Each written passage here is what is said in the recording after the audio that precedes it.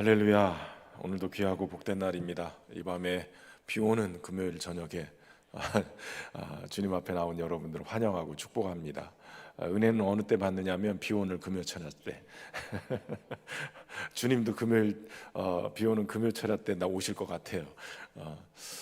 특별히 명절 기간이라 이제 뭐 10일 동안 연휴 기간이 쭉 돼서 벌써 뭐 전국적으로 어제부터 이동이 되고 해외로 또 많이들 여행을 많이 나간다고 그래요.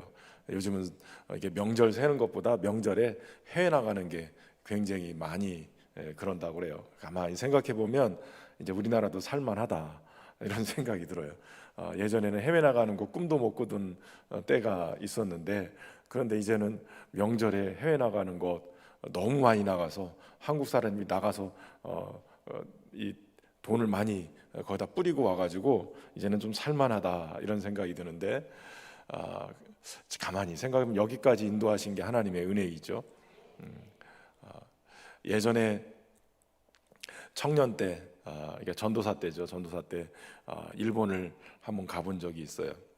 벌써 한 30년 전 얘긴데, 일본에 그 선교 훈련하는 것 때문에 한 며칠 갔다 왔는데, 그 교회에 가서 일본에 있는 목회하는 목사님, 또 그 교회 교인들, 한인 교인들 이렇게 만나서 교제하다 보니까 아주 중요한 얘기를 하더라고요. 1세대 이민 1세대들은 일본에서 살아남기 위해서 어찌됐든 간에 엄청 고생하면서 그러면서 붙들었던 게 하나님인 거예요. 오직 하나님이 복 주셔야 그래야 내가 살아낼 수 있다. 그래서 1세대들은 열심히 그렇게 믿음 생활하면서 살아낸 거예요. 근데 문제는 2세대, 3세대 이렇게 가면서 이제 먹고 살만하고 어느 정도 안정이 되고 정착이 되니까 2세대, 3세대, 특히 일본 문화는 조직 문화가 되게 세서 이 조직에 잘 어울리지 못하면 정말 왕따 돼서, 그래서 이 사회생활 자체가 어렵다는 거예요. 그러니까 그 자녀들 세대들이 교회 나오는 것보다 그 조직 생활하는 것이 더 중요하게 여겨져서 가보니까 일본 교회도 한 7, 80대 되신 어르신들, 할머니들만 잔뜩 있고 나머지는 젊은 세대가 없는 거예요. 그러니까 먹고 살만하니까 젊은 세대가 없는 거예요. 그러니까 어렵고 힘들 때는 어떻게든 살아내려고 그렇게 교회 와서 철야하고 밤샘 또 기도하고 그리고 막 산기도 하고 이랬는데, 이제 살만해지면서 이제 기도원들이 다 문을 닫고, 요즘 기도원들도 웬만한 그 숙박 시설이나 이런 것들이 제대로 안 돼 있으면 기도원도 잘 안 돼요. 어렵고 힘들으면 그냥 막 정말 열악한 환경이면 이 목사들도 잘 안 가요. 시설이 좋은 데로 다니고 애들 청소년 수련회 이런 것도 시설이 어느 정도 돼야 거기를 또 가는 거예요. 예전에는 그러지 않았는데 지금은 어느 정도 그것이 해결이 돼야 되는 거예요. 그래도 참 감사한 게 우리 청년들이 오늘 새벽에 6시에 출발해가지고 지금 고향에 가 있어요. 고향에 일산 쪽에 킹테스라는 곳에서 이 G2A라는 그냥 찬양팀들이, 경배와 찬양팀들이 6, 7개 팀이 계속 돌아가면서 집회를 인도를 해요. 그렇게 집회를 인도하는데 하나님 앞에 예배하는 날, 그래서 12시부터 시작해서 지금 10시까지, 그러니까 점심 때 들어가서 지금 10시까지 아이들이 15,000명, 15,000명 킹텍스에서 집회를 지금 하고 있어요. 그러면서 얼마나 은혜 받고 올려나 모르겠어요. 탈진해서 올지 어쩔지 모르겠는데, 가만히 생각해 보면 우리 그 일반 가수들, 아이돌 그룹들 이런 콘서트 하는 것도 4시간에서 5시간은 기본으로 하더라고요.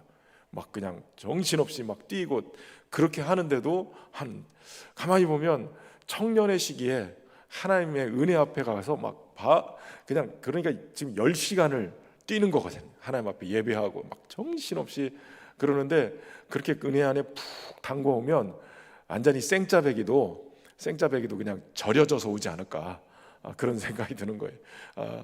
가만히 생각해 보니까 저는 고등학교 이제 들어가기 바로 직전에 교회를 다니기 시작했어요. 가만히 생각해 보니까 첫 은혜를 언제 받았는가 그랬더니 한 5월 달쯤, 고등학교 들어가면서 나 이제 교회 다니기로 시작했으니 나름대로는 신앙생활을 좀 해봐야 되겠다. 그랬더니 학교 들어가니까 학교에 기도학생회가 있었어요. 목요일마다 모여가지고 예배를 드리고 하는데, 기도학생회, 난 교회 다니기로 했으니까 이제 하는 거 다 해봐야 되겠다. 그래서 기도학생회 들어갔어요. 기도학생회에 가서 선배들이 또 이렇게 인도하고 찬양, 그때만 해도 기타 들고 찬양하고 실로암 부르고 막 이럴 때였어요. 거기에 하다가 어느 날 친구가 5월 달쯤이었던 것 같아요. 저쪽 교회에서 복음교회라는 교회가 있는데 대전에, 그 교회에서 청소년 집회를 하니까 한번 가자. 그래서 학교 끝나고 저녁에 그 청소년 집회를 하는 데를 갔어요. 청소년 집회를 하는데 그때는 가서 제자 삼으라, 가서 제자 삼으라, 이 노래를 막 부르는데, 어쨌든 무슨 말씀을 했는지 말씀은 안 들렸는데 제 기억에 하나님 앞에 헌신할 사람을 나와라. 그래가지고 제가 뭣도 모르고 앞에 나가가지고 기도를 했어요. 함부로 가서 이게 앞에 가면 안 되겠더라고요. 근데 앞에 가서 헌신하고 기도를 했는데 어느 날 보니까 목사가 돼 있는 거예요. 그때 얼마나 뜨겁게 기도했는지, 그러면서 은혜를 받은 거예요. 그 청년의 때, 청소년 때, 그때 은혜 받았던 기억을 가만히 생각해 보면 그게 삶의 중요한 동력이 되고 방향이 설정이 되는 것 같아요. 하나님 앞에 하루하루 순종하고 따라가지만 어떤 동력을 얻는, 불꽃이 딱 붙는 시간이 있는데, 그 시간이 청년의 때, 청소년 때, 그때 일어나면 방황하지 않고 하나님 영광을 위해서 그렇게 딱 직진하게 되는 거죠. 아니면 평생 뺑뺑이 돌다가 마지막에 돌아가실 쯤 돼서 아멘 하고 돌아가시면 안타까운 거예요. 주님을 위해서 뭔가 불태울 수 있는 그런 시간이 안 되면 좀 안타깝죠. 그래도 오늘 여러분들이 조금 일찍 오셔서 이렇게 가시기 전에 오셔서 기도라도 할 수 있어서 얼마나 감사한지 모르겠어요. 여러분, 예수님을 믿는다는 것, 그것이 우리에게는 참 쉽게 느껴질 수도 있을 텐데, 누군가에게는 되게 어렵게 느껴지는 그러한 것일 수도 있어요. 사실 믿음이라는 게 들어오지 않고는, 하나님으로부터 우리에게 주어지는 은혜가 주어지지 않고는 이게 교회 다닌다는 것, 이게 쉽지 않은 거예요. 저희 모교회가 원래 감리교회인데, 모교회가 이렇게 가면 저희 동기가 있어요. 저희 고등학교 때 저희 동기가 그때만 해도 한 기수가 30명이었어요. 저희 기수가 30명 정도 됐는데, 그 기수 중에 목사 된 사람 저밖에 없고, 근데 감리교회는 남자도 권사가 있거든요. 근데 우리 친구가 모교회에 권사로 남아 있는 거예요. 권사가 돼서 명절 때 갔는데, 이게 목사님도 예전에 있던 저희 모교회 목사님이 은퇴하시고 새로운 목사님이신데, 그 새로운 목사님이 하필 제가 대학원 공부, 상담 대학원 공부를 할 때 같이 공부했던 분이 그 담임 목사로 거기로 온 거예요, 모교회. 그래서 한번 인사를 갔어요. 그래서 인사를 하다가 보니까 저희 동기가 그날 교회를 와 있는 거예요. 그래서 이 친구가 우리 권사인데 이게 동기라고 그러면서 인사를 막 하다가 갑자기 이 친구가 한다 소리가, 목사님, 그리고 저희 어머니 권사님한테, 권사님, 얘가 말이죠, 저한테 얘가 말이죠, 학교 다닐 때 저를 얼마나 핍박했는지 몰라요. 교회 가자고 그러면은 교회 다닌다고 막 핍박을 하고, 요즘 세상에 교회 다니는 사람도 있냐고 그러고, 저를 괴롭혔던 사람 중에 한 사람이 저라는 거예요. 그러더니 지가 목사가 돼가지고 여기 왔다고 그러면서 얘기를 하는 거예요. 근데 그때만 해도 정말 이게 교회 다니는 게 쉬운 일은 아니었던 거예요. 믿음이라는 게 생겨야지. 쉽지 않았던 일이었던 것 같아요. 사실은 저는 교회를 다니기 시작했던 것 중에 하나가 저희 아버님이 편찮으셔서 그랬어요. 제 기억에 초등학교 들어가기 전부터 아프셨고, 고등학교 제가 고등학교 졸업하자마자 돌아가셨으니까 매년마다 중환자실을 그렇게 다니셨어요. 매년마다 죽을 고비를 넘기시고 이렇게 오시는데, 도대체 무슨 살이 붙었나?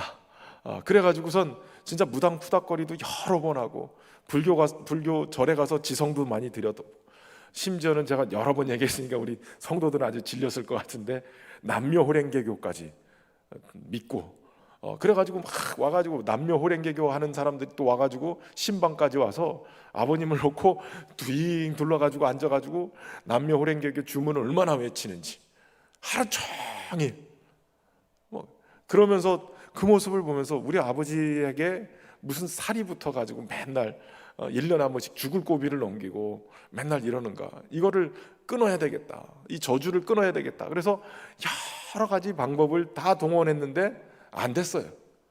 안 되고 푸닥거리도 여러 번 해도 안 되는 거예요. 그러다가 어느 날 외할머니가 토요일 저녁에 저희 집에 오셨어요. 외할머니는 원래 성당을 다니셨던 성당이 아니 감리교를 다니셨던 분인데 나중에 성당을 다니셨어요. 근데 이분이 오셔가지고 밤새 어머니를 구워 삶은 거예요. 밤새 전도한 거죠. 야, 너는 한만 해도 안 되겠다. 용진이 아빠가 이렇게 맨날 이렇게 죽을 고비를 넘기니 이걸 끊어야 사는데 너 교회 다녀봐야 되겠다. 교회를 좀 다녀야 된다. 그런데 하필 주일날 아침에 저희 아버지하고 같이 회사 생활을 하셨던 직장 상사가 있었는데 그분 와이프가 모교의 권사님이었어요. 그분도 집사님이었고 권사님이었고, 그 권사님이 그날 아침에 하필 딱 오더니 용진이 엄마 교회 가자. 그러니까 저희 어머니가 밤새 할머니한테 절거져가지고 있다가 그 권사님이 딱 오자마자 그래 한번 교회 가볼까? 그러고선 어머니가 교회를 처음 나가신 거예요. 어떻게든 살아봐야 되겠다. 여러분 그렇게 10여 년을 넘도록 죽을 고비를 넘기시면 이런 거예요. 어머니가 맨날 돈 벌어가지고 이렇게 모아놓으면 한 번에 가서 톡 털어먹고, 병원비가 없어서 어느 정도였냐면 퇴원을 시켜야 되는데 돈이 없으니까 저희 어머니가 친구한테 가서 돈을 빌리는 거예요. 그런데 그 친구가 폐물을 빼주면서 내가 지금 돈이 없지만 이거 갖다가 담보 맡기고 빌려서 그래서 퇴원을 시켜라. 그 어머니 친구가 지금도 계세요. 근데 저희 어머니가 친구를 사귀려면 이런 친구 사귀어야 된다. 그 정도로 정말 귀한 어머니 친구분인데, 그런데 그럴 정도로 정말 가난했어요. 계속 1년에 한 번씩 그렇게 중환자실에 다 털어놔야 되니까. 그러다 저희 어머니가 교회를 처음 나가면서 저도 개인적으로 이제는 할 거 다 해봤으니까 마지막으로 교회 가봐야 되지 않겠나? 하나님 앞에 하나님이라는 분이 계시다면 뭔가 구해봐야 되지 않겠나? 이게 너무 저주스러운 인생의 이 저주를 좀 끊어봐야 되지 않겠나? 이런 생각이 들었어요. 그래서 어머니가 주일날 가고 중고등부가 토요일날 한다고 해서 토요일날 저희가 형제들이 교회를 나가기 시작했어요. 그렇게 해서 저희는 처음으로 교회를 다녔어요. 그런데 재미있는 거는 저희가 1층에 새들어 살 때 2층에 개척교회가 있었어요. 개척교회 목사님 사모님이 얼마나 전도를 했는지 그렇게 전도해도 안 됐는데 어느 날 갑자기 그 지역에서 제일 큰 교회로 교회를 가게 된 거예요. 그러니까 이 사모님하고 목사님이 억울해가지고 내가 그렇게 열심히 했는데 딴 데로 갔다고. 근데 물론 뭐 하나님이 그렇게 또 인도하셔서 또 훈련을 시키고 준비를 하신 것이기도 한데, 그래서 처음 교회를 나갔는데 그러니까 고등학교 들어가기 전에 무소속일 때 있잖아요.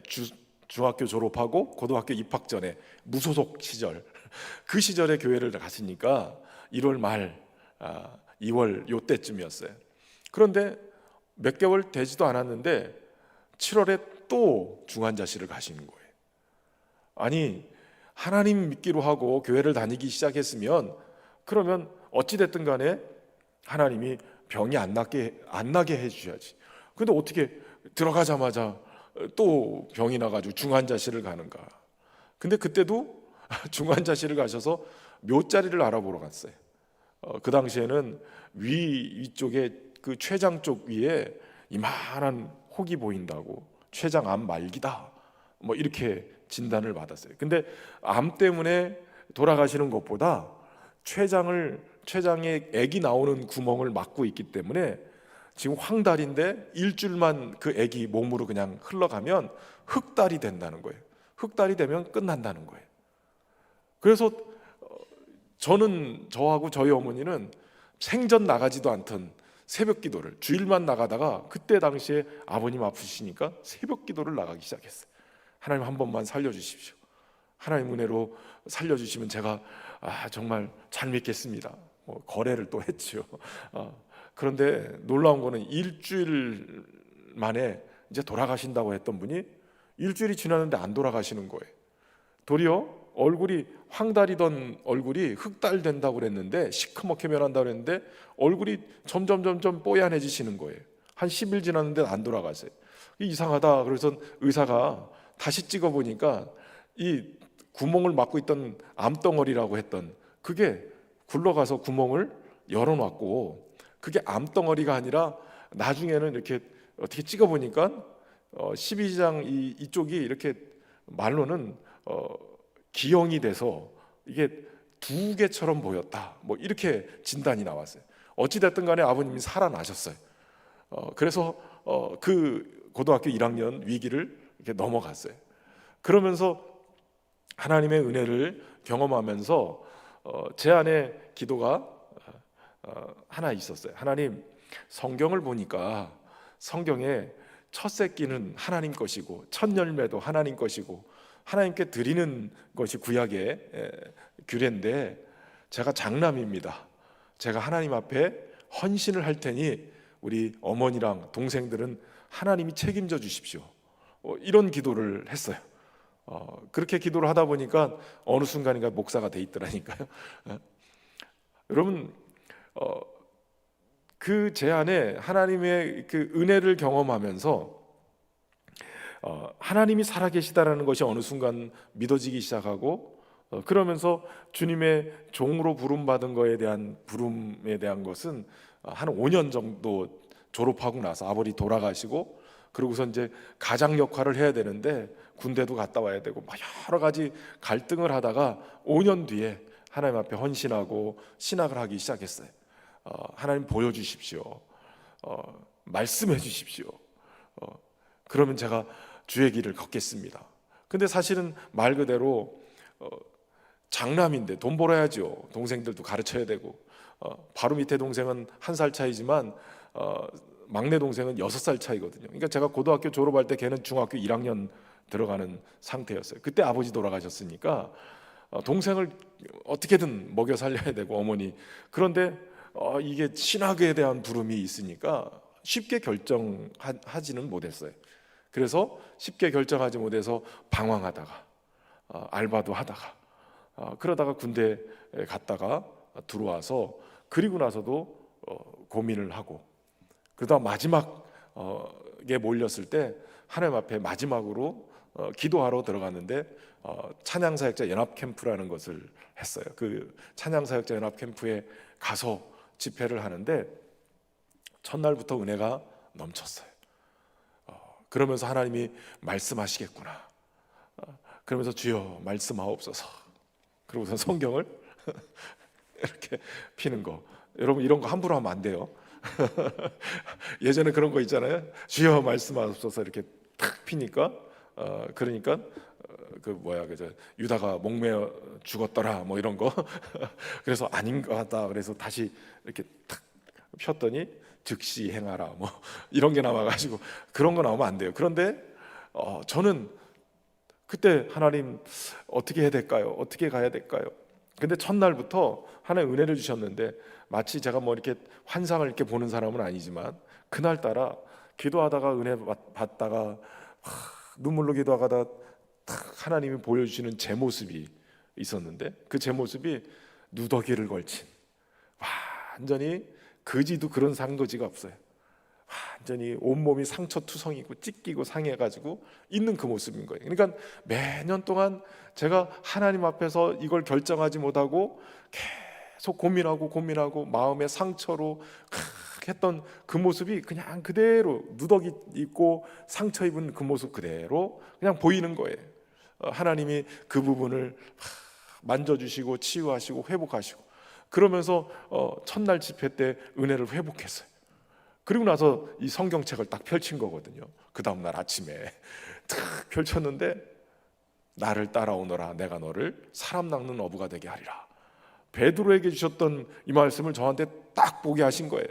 근데 그 순간에 딱 무슨 생각이 들었냐, 목 매달아 죽더라 뭐 이거 있잖아요.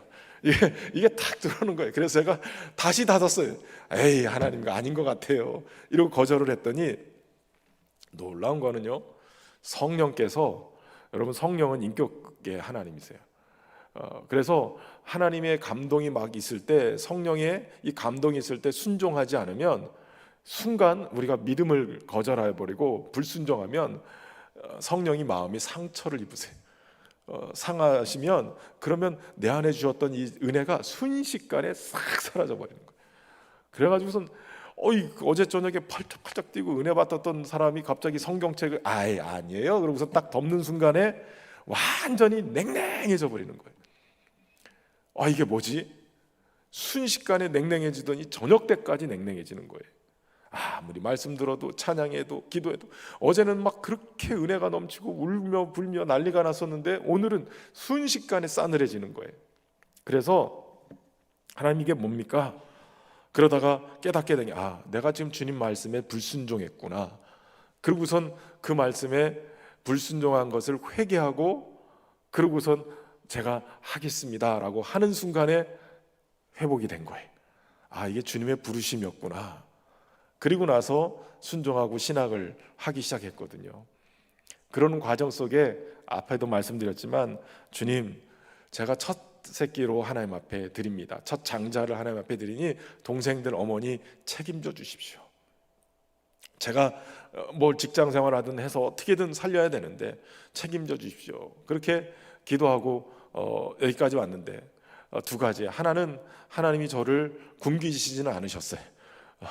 한 번도 굶기신 적 없고, 수업료도 모질란 적 없었고, 마지막 대학원 수업할 때 그때만 10년 장기 할부로 해가지고 수업료 대출 받아서 한 거 외에는 수업료 다 하나님이 책임져 주셨어요. 안 되면 장학금도 어디서 막 해가지고 오셔가지고 장학금도 해주시고, 먹고 사는 문제 다 해결해 주셨어요. 그리고 동생들도 다 대학 나와서, 야간 대학이든 어든 대학 나와서 다들 지금 다 살고 있어요. 어머니도 잘 건강하게 살고 계시고. 그러면서 어느 날 당당하게 얘기하게 되더라고요. 주 예수를 믿으면 너와 내 집이 구원을 받으리라. 주 예수를 믿으면, 그러니까 당시에 저희 그 대전에 있었던 갈마동이라는 동네인데, 유성 옆에, 그리고 둔산동이라는 여러분 엑스포장 아시죠? 대전 엑스포장 건너편 쪽에 있는 아주 그냥 깡촌 시골이었어요. 근데 그 갈마동에서 엑스포 때문에, 그리고 이 둔산동에 원래 공군 비행장이 있었는데 그게 이전하면서 엑스포를 개발하기 위해서, 그 대회를 만들기 위해서 둔산동에 신도시를 만들었어요. 시청도 들어오고 정부청사도 들어오고 막 이러는 과정에 갈마동이 바로 옆이었는데 그 갈마동도 싹 개발을 하는 거예요. 거기 시장 관사도 거기 막 들어오고, 그래서 다 땅 조금이라도 있는 집들은 다 보상을 받았어요. 그래서 싹 보상을 받고 거기에 막 다 대박이 났는데, 땅이라도 조금 있었으면. 근데 들어보세요. 땅 한 평이 없어요. 우리 집은 땅 한 평도 없고, 그리고 보상을 해주는 집이 바로 우리 앞집부터예요. 그러니까 딱 그 동네에서 보상받지 못한 집이 6집이었어요. 6집 중에 한 집이 저희 집이었어요. 새빵살이 하는 사람들 다 보상받았는데 아무도 보상받지 못하고 6집. 그러니까 같이 동네에서 살던 정말 찢어지게 가난했던 동네 사람들이, 밭대기라도 하나 있는 사람들은 다 보상받아서 억대 부자들이 다 된 거예요. 그런데 우리 집만 지지리도 못나게 그렇게 보상도 못 받고 거기를 나와야 되는 거예요. 그런데 어느 날 어머니가 명절에 찾아가서 이렇게 예배 드리는데 우세요. 내가 이렇게 행복해도 되는지 모르겠다. 그러면서 우시는데 그 얘기를 하는 거예요. 6집 못 받았는데 그 동네 다 받고 억대 부자가 됐는데 그런데 그 집들이 지금 10년, 20년 이렇게 지나고 나서 보니까 그렇게 보상받았던 집들 치고 잘된 집이 하나도 없는 거예요. 다 가져다가 도박하고 뭐하고 막 이래서 자식들이 다 망가지고 엉망이 돼버리고, 그 있었던 돈들 다 망가지고, 돈 때문에 도리어 더 망가지고. 그런데 아무 보상도 받지 못했는데 우리가 여기까지 오는 걸 보니까 어머니가 너무 감격스러운 거, 어느 날 뒤를 돌아보니까 저도 너무 감격스러운 거예요. 가만히 생각해 보니까 야, 그때 당시로 돌아가라 그러면 돌아갈 수 있겠나? 심지어는 그 갈마동이라는 동네가 어느 정도 동네였냐면 대전 시내에서 쓰레기를 매립했던 곳이에요. 그러니까 이해가 되시죠? 난지도 있는 것처럼 대전시에서 제일 후진되고, 그래서 쓰레기를 갖다가 버린다 그러면 거기다 갖다 버려야 되겠다, 그래서 거기다 버린 거예요. 여러분, 제 손에는 상처가 있어요. 여기 이렇게 화상 자국이 있는데, 이 화상 자국이 뭐냐면 그 쓰레기 매립장 가가지고 애들이 놀 게 없으니까 쓰레기 뒤지고 이러고선 불장난하다가 이런 끈 같은 거, 고무 같은 거에다 불 이렇게 가지고 놀다가 불똥이 딱 여기 떨어져서 여기가 된 자국이에요. 근데 놀라운 거는 그 동네 사람들은, 애들은 다 이거 하나씩 있어요. 우리 집 애들도 이거 하나씩 있어요. 손에다가 이거 들고 놀다가 다 이 화상 자국이 하나씩 있거든요. 그랬던 동네가 갈마동이라는 동네였어요. 그런데 그런 동네에서 정말 어렵게 살았던 가 지금 살만해졌다는 거예요. 그 결정적인 계기가 뭐였느냐? 예수님을 믿게 되는 계기였어요. 예수님을 믿지 못하고 그대로 있었으면 얼마나 그 저주를 끊지 못해서 그 인생을 그대로, 또 가난을 그대로 이렇게 끌고 왔을지 모르겠어요. 심지어는 아버지가 계속, 오늘은 왜 설교를 안 하고 이렇게 간증만 하는지 모르겠네. 아버지가 평생 그렇게 아프시다가 맨 마지막에는 뇌종양이라고 하기도 하고 그랬는데 당뇨 합병증으로 돌아가셨어요. 근데 맨 마지막에는 폐결핵도 왔어요. 한 1년 넘게 그냥 앓다가 돌아가셨는데, 폐결핵이 되니까 온몸이 싹 삐쩍 마르셔가지고, 당뇨 때문에 뭘 드시기도 엄청 드셨는데 삐쩍 마르셨어요. 그러고선 돌아가셨거든요. 그런데 신학교에 들어가서 2학년 때 어느 날 갑자기 기침을 하는데 제 입에서 피가 나오는 거예요. 피가. 병원에 갔더니 제 안에 폐결핵이 발견된 거예요. 그러니까 아버지가 돌아가신 지 벌써 6년, 7년 됐는데, 그런데 제 안에 폐결핵이 발견됐어요. 하늘이 무너지는 것 같았어요. 그런데 어느 날 이거 안 되겠다. 이 폐결핵, 저한테는 이게 마치 아버지가 평생 병에 의해서 그렇게 저주 속에 산 것처럼 느껴졌는데, 내가 주의 종의 길을 걷는데 이 저주가 나한테 그대로 이어지는 것 같은 느낌이 들었어요. 그래서 이거 도저히 안 되겠다 싶어서 동기들하고 이 연휴 기간, 아마 금요일 날 이렇게 연휴 꼈을 때였어요. 기도원 가자. 그러고서 내려왔던 데가 거제 에스더 수양관이에요. 신학교 때 거제 에스더 수양관 와서 밤새 기도하고 그러고 올라갔어요. 제가 뭔가 결정해야 될 중요한 일이 있었는데 이걸 포기하고 그러고 기도하고, 결국은 좀 살아있는 거 보면 이게 나았겠죠. 약으로 치료할 수도 있겠지만 하나님 분명히 약도 하나님이 개발해 준 하나님의 지혜예요. 그러나 저에게 있어서는 이 마치 결핵으로 이렇게 저에게 찾아온 거는 아버지 때 이어졌던 이 저주가 저한테 이렇게 이어진 것처럼 느껴졌어요. 그래서 제가 하나님 앞에 기도하기를, 하나님, 제가 의사도 믿고 또 약도 믿습니다. 이걸로도 치료될 걸 믿습니다. 그러나 그걸로 치료받기 원치 않습니다. 왜냐하면 마치 이게 저주처럼 느껴진다면, 하나님, 내가 우리 성도들한테 예수님의 이름의 능력, 하나님의 살아계심을 증거해야 되는데, 이것 질병도 치유하지 못하시는 연약한 아버지의 모습, 마치 오버랩이 되면서 하나님 아버지도 연약하신 분처럼 느껴지는 거예요. 이걸 어떻게 내가 증거하겠습니까? 이거 치료해 주지 않으면 제가 목회를 못할 것 같습니다. 그리고 1월 1일 날 기도원에 다시 들어갔어요. 그래서 약 다 쓰레기통에다 집어넣고 기도원에 들어가서 하나님 치료하심을 믿습니다. 물론 하나님이 그날 그 1월 1일, 2월 2일 날 조용기 목사님이 그날 집회에 오셨어요.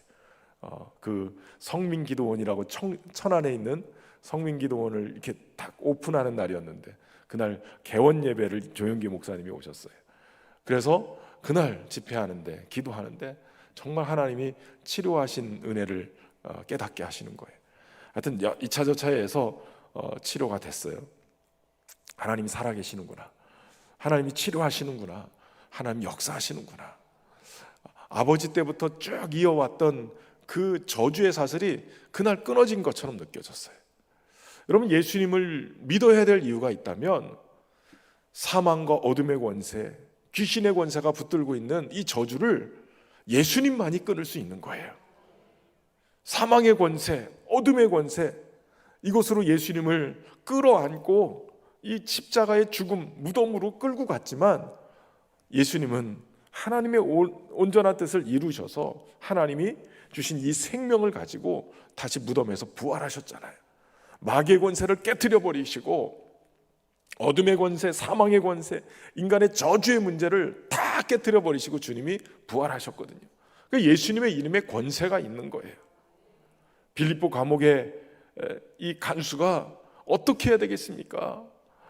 이 지금 바울과 실라가 매를 잔뜩 뜯어 맞고 한밤중에 일어나서 기도하고 하나님을 찬송하잖아요.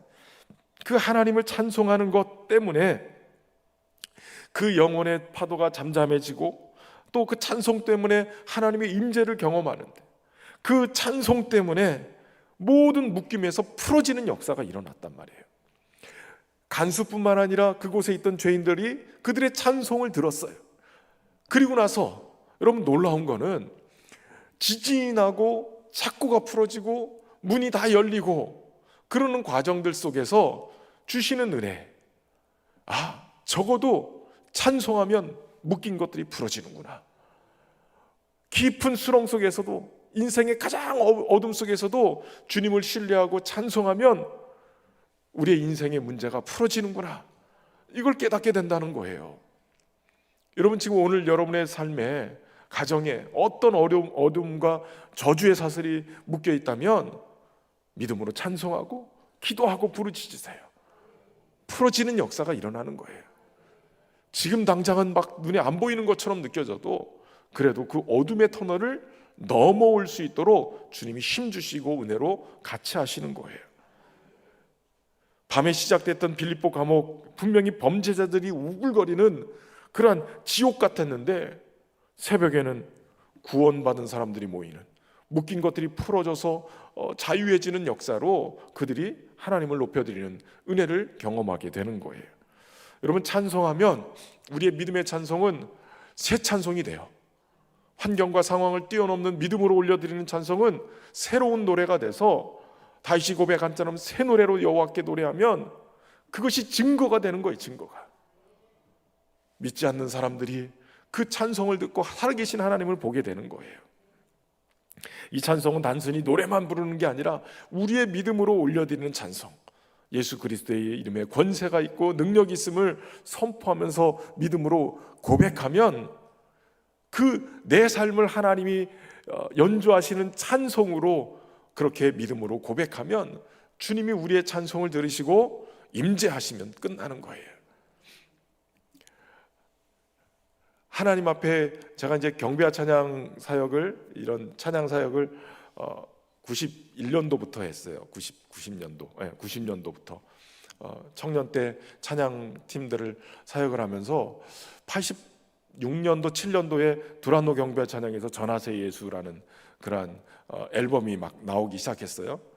그러면서 도대체 이게 뭐냐, 뭐 합창단 노래도 아니고 그냥 수천 명의 노래로 예수 사랑해요, 뭐 이런 노래, 단순한 노래를 부르는데 뭔가 그 테이프를 들으면 막 감동이 오고 은혜가 되고, 이게 도대체 뭔가, 그러면서 이 찬송을 막 부르기 시작했어요. 그런데 그 당시에 전국에 있는 교회들이 막 청년들이 모이고 막 찬양하는 일들이 막 일어나니까 막 낙원상가에 가서 악기들은 다 사가지고선 찬양 집회들을 막 인도하기 시작했어요. 그러면서 저도 고등학교 졸업하고 이런 경배와 찬양을 접하면서 이걸 어떻게 해야 되는가 연구하다가 어느 날 안 되겠다 그래서 온누리교회로 올라갔어요. 온누리교회 목요일날 두란노 경배와 찬양할 때 가서 거기서 녹음을 해가지고 와가지고 하스테반 선교사님 멘트하는 거 다 받아 적고 어떻게 인도하는가 다 고민하고 막 연구하면서 그러면서 경배와 찬양을 인도를 했거든요. 근데 그 경배와 찬양을 하면서 깨닫게 됐던 것이 경배와 찬양은 예배다. 예배 회복이구나. 여러분, 우리가 드리는 예배가 형식을 갖추고 있지만 주일 낮 예배나 이런 형식을 갖추고 있지만 본질은 하나예요. 예배를 통해서 하나님을 높여드리고 하나님이 영광을 받으시면 임재하신다고요. 그러니까 예배는 하나님과 그 구원받은 주의 백성들이 만나는 거예요. 하나님의 임재를 경험하고 하나님을 만나면 인생의 착고가 풀어져요. 묶임들이 풀어진다고요. 회복의 역사가 막 일어나기 시작하는 거예요. 호주에서 찬양팀들이 그런 걸 했대요. 찬양 집회를 막 하고 하니까 호주에는 락 그룹이 도전을 했다는 거예요. 우리도 생방송으로 방송국 섭외해놨으니까 생방송으로 우리가 연주하는 것과 너네들 경배와 찬양하는 것과 같이 한번 해보자. 그래서 누가 더 인기가 좋은 그룹인지 한번 해보자. 그래서 락 그룹이 막 연주하니까 막 관중들이 모여가지고 그냥 막 난리가 나고 막 그냥 춤추고 막 이러는 거예요. 그게 생방송으로 다 가는 거예요. 그래요. 화려하게 무대를 끝냈어요. 그런데 다음에 경배와 찬양팀이 찬양을 간단하지만 깊이 하나님 앞에 예배하기 시작했어요. 그 예배하니까 그렇게 막 뛰고 막 난리를 치던 청년들이 어느 순간인가 잠잠해지기 시작하더니 무릎을 꿇고 펑펑 울기 시작하더라는 거예요. 그러면서 그들이 하나님께로 돌아오는 역사들이 일어나는 거예요. 여러분, 하나님의 임재, 하나님을 만나면 우리의 영혼의 문제가 해결이 돼요. 그 영혼을 깊이 만지시는 주님의 은혜를 경험하기 시작하는 거죠. 그러니까 그 찬양은 그냥 노래를 부르고 막 춤추기 위한 찬양이 아니라 사실은 하나님을 기뻐하고 하나님을 영화롭게 하기 위해서 찬양하는 거고, 이스라엘의 찬송 중에 거하시는 주는 거룩하시나이다. 이것은 찬송 가운데 주님이 임재하시는 거거든요. 찬송 가운데 주님이 임재하시면 역사가 일어나기 시작하는 거예요. 집 나갔던 탕자가 돌아오듯이 하나님의 임재를 경험하면서 그 영혼이 주께로 돌아오는 역사가 일어나기 시작해요. 뿐만 아니라 병도 치료가 돼요. 여러분, 하나님이 임재가 있으면 어둠의 역사가 떠나가요. 병마가 떠나가는 역사가 일어나죠. 전 개인적으로도 제가 하나님의 은혜 앞에서 치유받은 경험이 있기 때문에 제 안에 있는 이 폐결의 꾼들이 다 불타버리고 깨끗해지는 은혜를 경험한 적이 있기 때문에 하나님이 기도 가운데 찬양 가운데 임재하시면 치유하시는 걸 분명히 믿어요. 암덩어리도 떠날 줄로 믿습니다. 뿐만 아니라 정신적인 문제, 요즘 왜 이렇게 공황장애도 많고 우울증도 많고 왜 이렇게 막 정신적인 게 많은지, 어둠의 영이 우리를 자꾸 힘들게 만들어요. 여러분, 우리가 예배 가운데 주님 앞에 나가면 주님의 빛이신 주님이 임재하시면 어둠의 역사가 떠나가게 돼 있는 거예요. 그런 역사가 일어나는 거죠. 저는 순복음 스타일은 아니지만 그런 하나님이 오늘도 역사하심을 믿습니다. 저 남미 어디 교회를 가면 교회에 이렇게 이게 장식처럼 목발이 이렇게 쫙 전시되어 있는 교회가 있대요. 집회 와가지고 예배 가운데 목발 짚고 왔다가 하나님이 치유를 경험하고 목발 집어던지고 가가지고, 그래서 이렇게 걸어놓은 목발이 수백 개가 쌓여 있다는 거예요. 우리도 그럴까 싶기도 하고, 우리 목사님들이 한 번씩 다쳤다가 목발 이렇게 교역자실에 갖다 놓은 게 있긴 있거든요. 하나님이 임재하시면 치유의 역사가 일어나요. 자꾸 그 우울증이나 이런 공황장애나 여러 가지, 제가 목회 초기에 정말 공황장애가 올 뻔했어요. 올 뻔한 적이 있었습니다. 그런데 그 올 뻔한 적에 딱 뒤에서 막 식은땀이 흐르고 순간 쫙 기운이 빠지는데, 야, 이게 공황장애인가 보다 하는 순간이 있었거든요. 근데 그 순간에 어디 있었냐면 유기성 목사님이 인도하시는 예수님의 사람 세미나, 그 수련회에 딱 도착해서 개예배 드리는데 어떤 사건이 있어서 제가 통화를 하다가 등이 착 식은땀이 흐르면서 공황장애 증상이 탁 오는 거예요. 아, 이게 공황장애인가 보다 라고 딱 느끼는 순간에 유기성 목사님이 예수님을 바라보십시오. 예수님을 바라봐야 삽니다. 그 순간에 제가 그 말씀이 확 들어오면서 주님 바라보자. 사람 보지 말고 환경 바라보지 말고 주님 바라봐야 산다. 그리고 주님을 바라본 거예요. 그 순간에 그것이 싹 사라지고 그 뒤에 여러 환경의 상황들이 막 펼쳐질 때마다 주님 바라보는 거예요. 그래서 예수님의 사람 제자 훈련을 우리가 한동안 한 게 그것 때문이에요. 정말 주님 바라봐야 사는구나. 여러분, 믿음은 주님 바라봐야 사는 거예요. 주 예수를 믿으라, 그리하면 너와 내 집이 구원을 받으리라. 여러분, 기도와 찬송이 결국은 어디로 인도해요? 주 예수를 믿으라, 그리하면 너와 내 집이 구원을 받으리라. 그 자리까지 인도한 거예요. 사실 옥문이 열린 것, 죄수들이 도망했다, 그것 때문에 간수가 자결하려고 그랬잖아요. 그런데 사실은 베드로가 탈옥 후에 천사가 이끌어서 베드로를 끌어냈잖아요. 그리고 나서 간수들이 처형을 당했어요.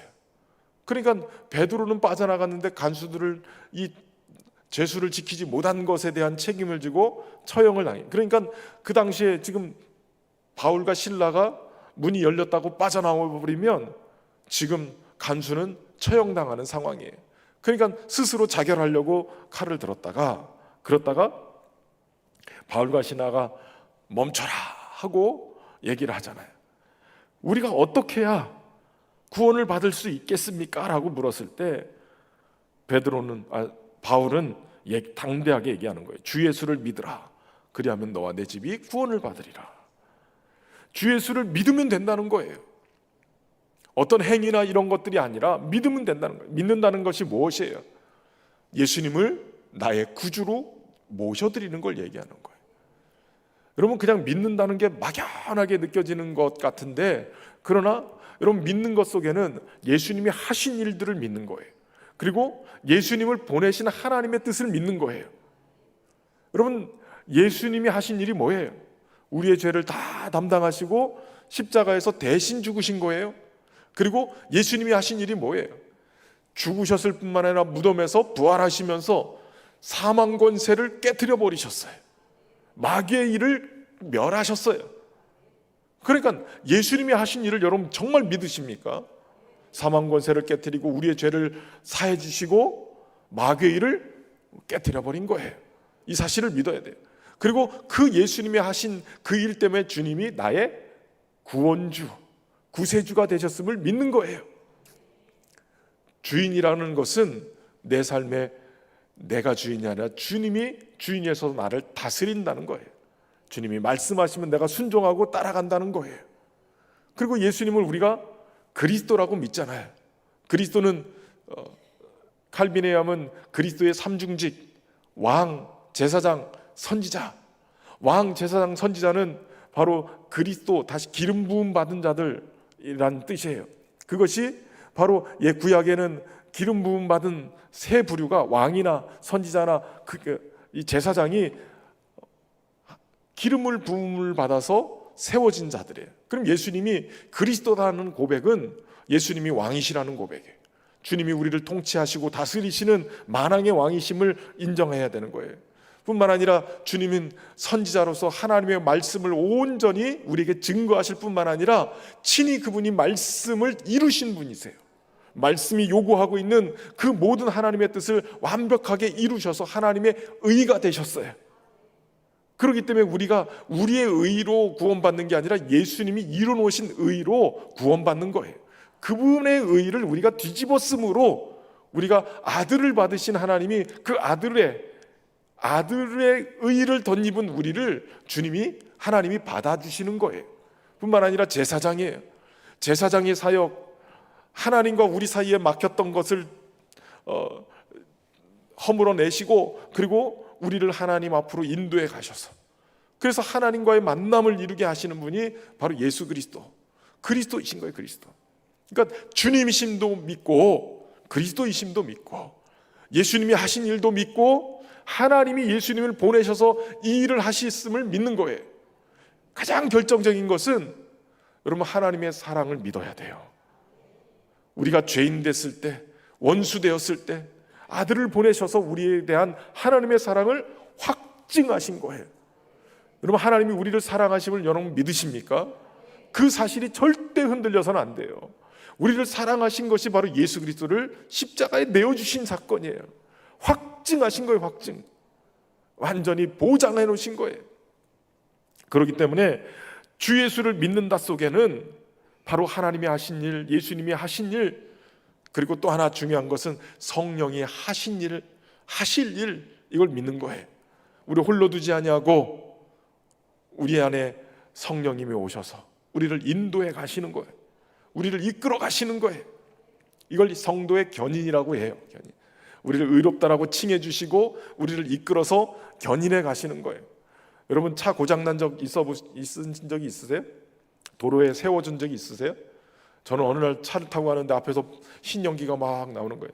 그때 당시 담임 목사님이 타고 다니시던 코란도 패밀리, 큰 차거든요. 큰 차. 근데 어느 날 그걸 물려주시겠다고, 하도 고장이 나가지고 새 차를 사야 되는데 제가 이해가 안 갔어요. 고장나는 차를 왜 나한테 물려주는데 그걸 좋아해야 되는지. 그런데 하여튼 코란도 패밀리라는 큰 차를 탔는데 그걸 타고 가다가 중간에 본네트 앞에서 막 흰 연기가 올라오는 거예요. 그래가지고 탁 세워놓고선 레카차를 불러가지고 레카차를 태워가지고 그러고 가는데, 고장난 차 딱 태워놓고 어떻게 하느냐.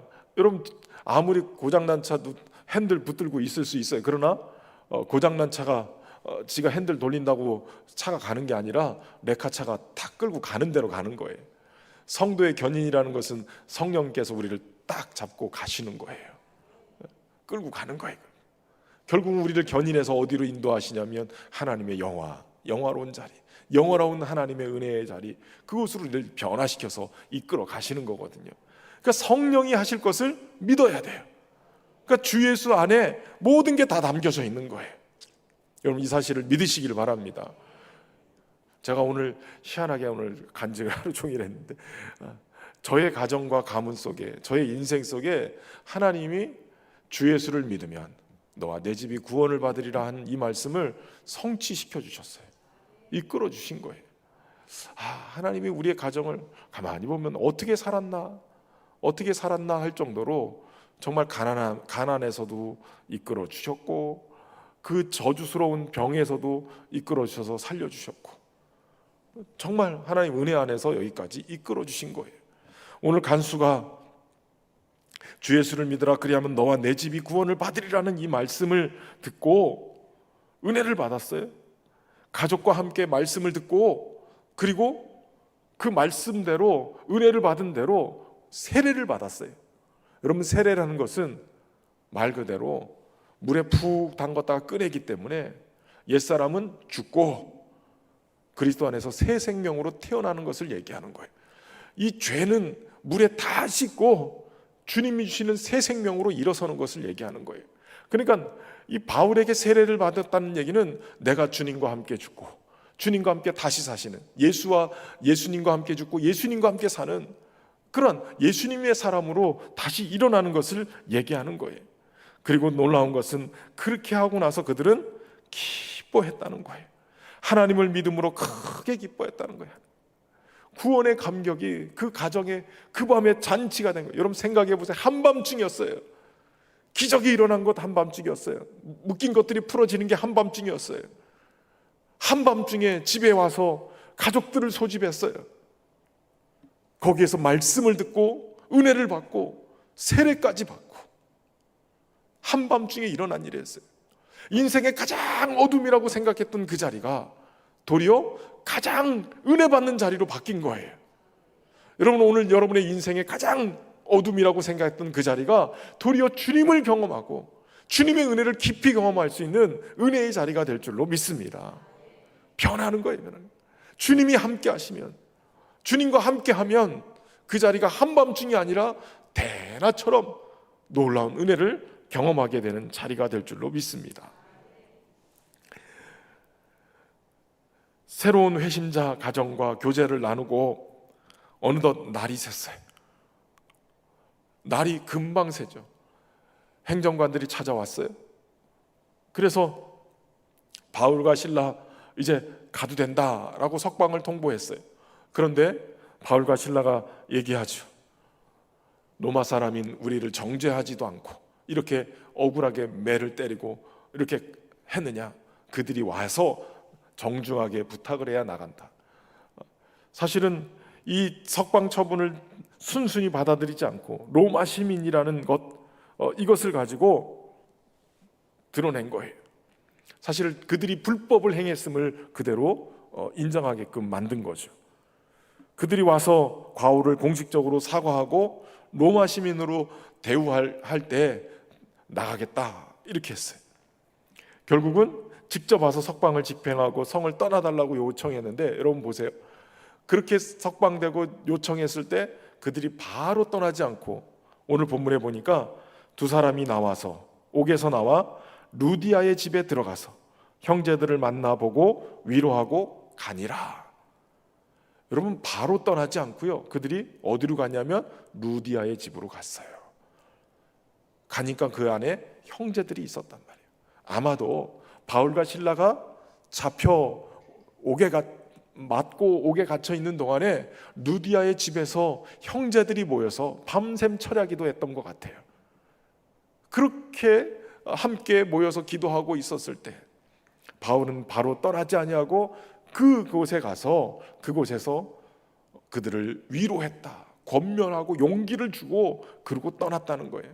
여러분, 가만히 생각해 보세요. 밤새 두드려 맞은 사람은 바울과 실라예요. 억울한 일 당한 것도 바울과 실라예요. 누가 누구를 위로해야 되겠어요? 그런데 도리어 바울과 실라는 지금 루디아와 그의 집에 있는 형제들을 위로하고 용기를 북돋아주고 그러고 떠났어요. 여러분, 지금 이곳이 훗날 빌립보 교회로 바뀌어요. 루디아의 가정에서 출발한, 가만히 생각해 보면 여기에 빌립보에서 전도했던 사람들 뿐만 아니라 그곳에 그 밤에 같이 말씀을 듣고 세례를 받았던 간수의 가족들 다 포함돼서 그곳에서 빌립보 그 교회가 출발하는 거예요. 여러분, 이들은 환난을 통해서 하나님의 살아계심, 우리 주님의 이름에 권세가 있음을 경험한 사람들이에요. 어떤 사람들이 은혜를 경험하느냐? 기도하는 사람들이에요. 환난을 뚫고 나가는 사람들이에요. 믿음으로 주님의 은혜를 바라보고 나가는 사람들이 주님의 역사를 고백하게 되는 거예요. 이걸 경험해야 교회가 단단해지고 더 든든하게 서는 거예요. 그러니까 교회는 은혜 받은 사람들이 모여야, 은혜 속에 세워져야 교회가 더 견고하게 세워지는 거예요. 웬만한 환난 끄떡 없어지는 거예요. 도리어 이 환난이 그들을 더 단단하게 만들고 더 깊이 뿌리를 내리게 만들고 웬만한 바람에 흔들리지 않도록 만들어주는 거예요. 여러분, 오늘 이 밤에 기도할 때 하나님, 우리가 은혜에 충만히 받아서 교회에 기둥되게 해주십시오. 환난을 뚫고 넘어가서 하나님의 살아계심을 증거하는 증인자들이 되게 해주옵소서. 이런 고백과 함께 저와 여러분이 오늘 저녁에 기도할 수 있기를 바랍니다. 주 예수를 믿으라, 그리하면 너와 내 집이 구원을 받으리라. 우리 성도들의 가정도 구원받고 하나님의 은혜가 충만히 임하고 더 나아가서는 주님 간증하는 간증의 주인공들 되기를 주의 이름으로 축원합니다.